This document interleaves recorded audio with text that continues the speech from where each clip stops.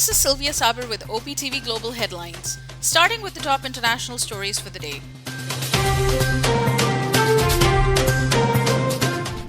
United States key allies UK and France have insisted that they need more time beyond August 31st deadline to ferry out Afghan refugees. Meanwhile, Taliban has warned that there would be consequences if the United States and its allies extend their presence in Afghanistan beyond next week.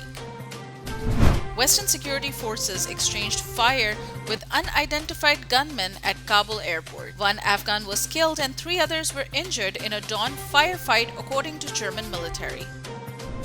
Restrictions at Kabul airport hindered the arrival of over 500 tons of medical supplies due to reach Afghanistan this week. The World Health Organization said that nearly 18.5 million people, which is half of the population, rely on aid, and the humanitarian needs are expected to grow due to drought.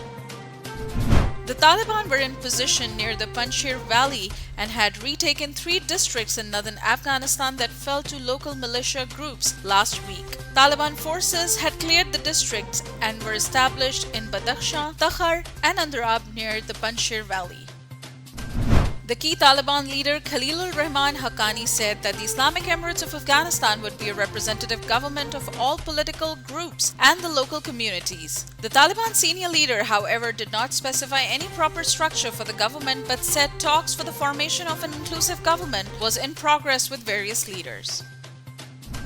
Around 16,000 people were evacuated over the past 24 hours from Afghanistan through the Kabul airport. The Pentagon said. General Hank Taylor told reporters that 61 military, commercial, and charter flights involving a number of countries flew out from Hamid Karzai International Airport in the 24 hours. U.S. Congressman and Republican Representative Adam Kinzinger placed blame on the Trump administration for the unfolding crisis in Afghanistan. He said that its 2020 agreement with the Taliban sowed the seeds for the U.S. turbulent exit from the country. The annual ceremony to wash the Holy Kaaba was held at the Grand Mosque in Makkah. A mixture of Zamzam water and rose water was used to wash the Holy Kaaba. Governor of Makkah region Prince Khalid Al Faisal rubbed the wall of the Holy Kaaba with a piece of wet cloth of the mixture. Israel launched airstrikes against Gaza. The army said after incendiary balloons launched from the strip started fires in the country's south. The latest escalation of tension follows weekend border clashes in which dozens were injured. Afghanistan's ambassador to Sri Lanka, Mohammad Ashraf Haidery, has slammed India for prioritizing the evacuation of Indian nationals from Kabul while leaving the Afghans to their fate. Haidery, while reacting to a video of Indian nationals chanting "Hail Mother India" as they were flown out of Kabul, stated that should honor the Strategic Partnership Agreement. Mob in India's Madhya Pradesh mercilessly beat a Muslim bangle seller after he had apparently used a fake name. The mob also reportedly robbed the man of 10,000 Indian rupees. Home Minister Narottam Mishra said in response to the incident that the incident should not be given a communal color. The United Arab Emirates has agreed to extend the visas of citizens of 6 countries, including Pakistan, till November 10th. This applies to Dubai-issued UAE resident visas which have expired or will expire between April 2021 and November 9, 2021. The Jewish community in Bahrain celebrated the first religious ceremony, Bar Mitzvah, in 16 years. The prayer of Shabbat starts from Friday evening to Saturday night, and Torah hymns return to the House of 10 Commandments in the capital of Bahrain, Manama, after 74 years.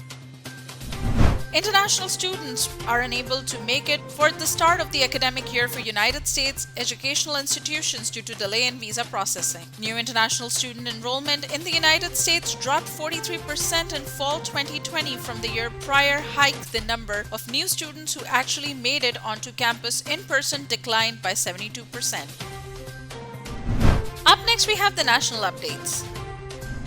Belgian Prime Minister called Prime Minister Imran Khan and exchanged views on the Afghan crisis and Pakistan's role in the evacuation of foreign nationals from Kabul. Prime Minister Imran Khan stresses that safety and security of Afghans and stabilization of the situation in Afghanistan are vital.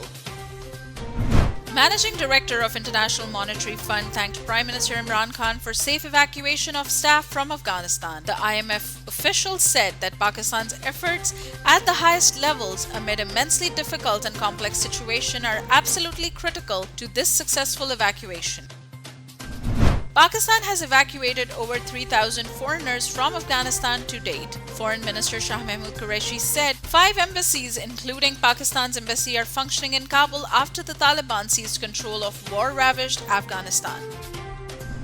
Special Assistant to Prime Minister on Sindh Affairs Dr. Arbab Ghulam Rahim has called on Prime Minister Imran Khan to discuss matters related to Sindh province. This SAPM said that Pakistan Tehreek-e-Insaf, its allies and like-minded would jointly contest the upcoming next general elections in Sindh. An Islamabad court has granted bail to Therapy Works CEO Tahir Zahoor and 5 employees in the Noor Muqaddam murder case. Judge directed the suspects to furnish surety bonds worth 500,000 each to secure the bail. Prime Minister Imran Khan on Monday urged the provinces to ensure implementation of uniform national curriculum. Prime Minister expressed satisfaction over the performance of Federal Education Ministry and directed it to consult provinces to finalize classes 6 to 12 curriculum by the year end. The Punjab government has decided to introduce environment-friendly electric buses in Lahore, Faisalabad and Bahawalpur. Punjab Chief Minister Usman Buzdar also decided to extend the scope of Punjab Transport Company to remote areas of the province. The Sindh government has awarded the contract for the civil work of the much-awaited Red Line Bus Rapid Transit project to be constructed in Karachi. BRT project would be constructed with the help of the Asian Development Bank, and the share of the Sindh government in the construction of the transport project would be 70 PC. Up next, we have the health updates. Researchers at the Washington School of Medicine have identified an antibody that protects against a wide range of corona variants. Researchers hope that the findings can help develop new antibody-based therapies that will be less likely to lose their potency as the virus mutates. Pakistan's coronavirus crisis spirals out of control as the country crossed the grim milestone of 90,000 active coronavirus cases on Tuesday. Pakistan reports 4,075 new cases of the virus in a single day. The coronavirus positivity rate has slightly declined to 6.79%. Up next, we have the updates on science and technology. The United Arab Emirates University has revealed its pavilion's facade design built on the theme of the University of the Future at Expo 2020 Dubai. The new theme represents a new model of education which is focused on preparing the next generation and solving employability challenges by transforming the youth from job seekers to job creators. Up next, we have the sports updates. One-day series between Pakistan and Afghanistan scheduled for next month in Sri Lanka has been postponed until 2022, following the Taliban's takeover of power in Afghanistan. The Pakistan Cricket Board has accepted the Afghanistan board's request to postpone next month's ODI series due to players' mental health issues, disruption in flight operations in Kabul, and lack of broadcast facilities. Pakistan moved close to winning the second test after setting West Indies 329 to win as the visitors chase a series-leveling victory at Sabina Park. Pakistan need 9 wickets to win the second test match, while West Indies need 280 runs to win the final match. The Paralympic Games has begun in Japan. Some 4,400 athletes with impairments will compete in Tokyo at the world's biggest parasports tournament. Organizers have reported 161 COVID-19 cases linked to the Paralympics so far, mostly among staff and contractors living in Japan, but also including 6 athletes. Up next, we have the entertainment updates. China Cultural Center in Pakistan has launched online documentary series Tibet Story. The third series of Tibet documentaries composed of 4 episodes. The video exhibits the progress in Tibet's agricultural production and the efforts in the protection of traditional Tibetan culture. Atif Aslam is making his TV acting debut in Saif Hassan's Sange Maa. Sange Maa is the sequel to 2016's Sange Marmar. In a video shared by actor Noman Ijaz, the actor said he was in Islamabad filming for Sange Maa.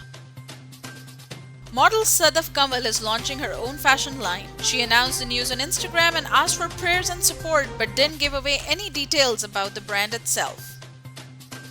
Eagle-eyed fans were left in a frenzy after they were given an early glimpse of Spider-Man: No Way Home. Marvel and Sony scrambled to remove the leak before it went viral. Up next, we have the business updates.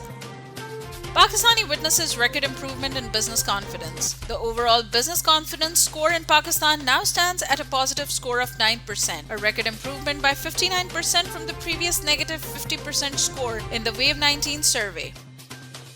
The International Monetary Fund's largest ever allocation of $650 billion in special drawing rights has become effective. The breakup can bring about $2.7 billion to Pakistan. Instability in Afghanistan has caused a significant drop in exports from Pakistan by around 39% in July 2021. The statistics released by the State Bank of Pakistan revealed that Pakistan's exports to Afghanistan fell to $38.55 million in July 2021. Prime Minister Imran Khan chaired a meeting on Pakistan's preparation for Dubai Expo 2020 to be held in October this year. The Premier directed authorities concerned to focus on investment opportunities in Pakistan. Dubai economy has recognized exceptional achievement as it won 4 World's Premier Business Awards in the Stevie Awards. Dubai economy was recognized as the Organization of the Year in the non-profit. It also won a silver and a bronze in the COVID-19 response categories of the Stevie Awards.